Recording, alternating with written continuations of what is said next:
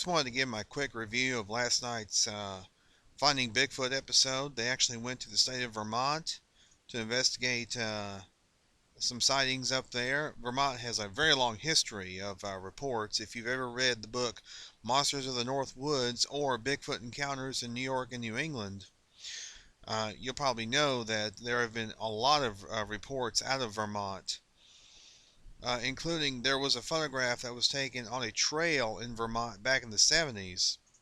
The first time I ever saw that photograph was in the book Monsters of the North Woods.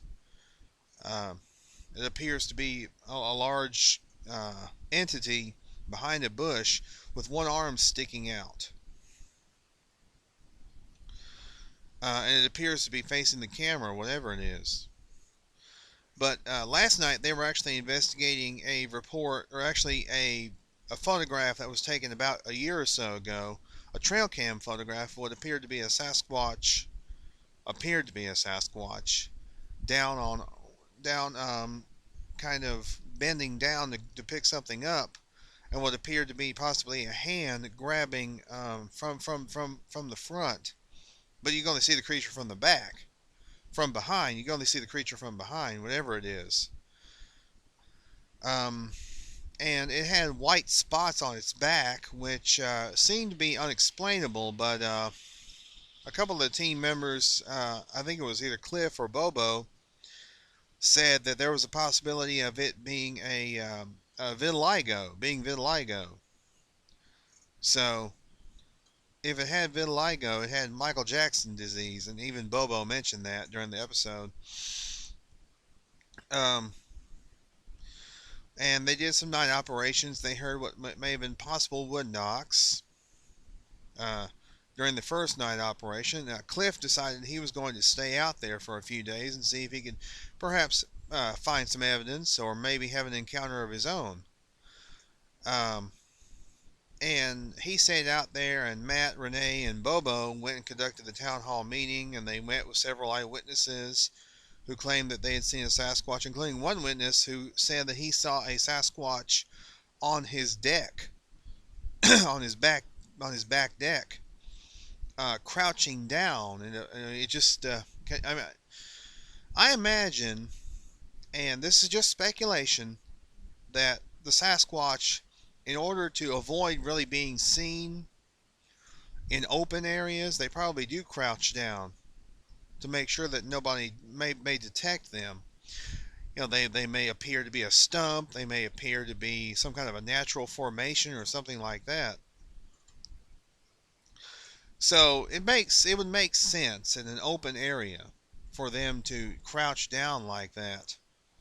I mean, it was on a deck, it was on a patio.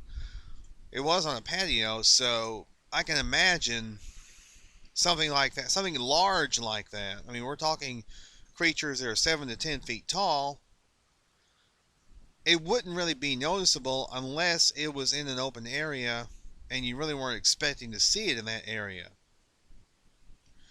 And somehow this individual, the witness actually was able to see this thing. So they one thing that the team did, they investigated the sightings.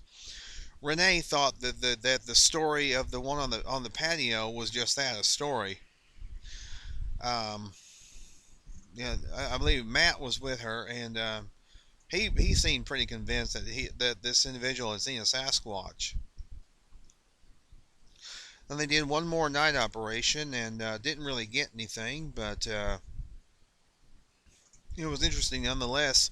Not Matt, but Cliff, Bobo, and Renee went up on a high ridge. Matt was actually down in a lake below the ridge in a boat.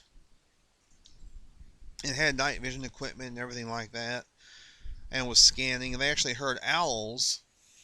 They actually heard owls out there in the vicinity, but they didn't hear any Sasquatch sounds, and they didn't hear any wood knocking either.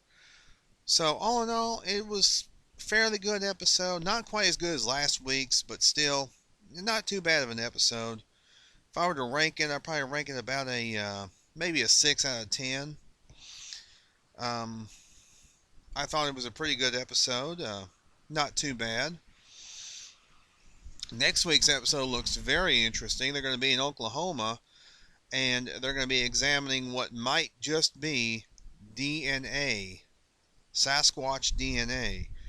Uh, I believe from some hairs, some possible extracted DNA from some hairs. That'll be next week on Finding Bigfoot, 10 Eastern, 9 Central. Check your local listings for time and channel. That'll be, of course, on Animal Planet.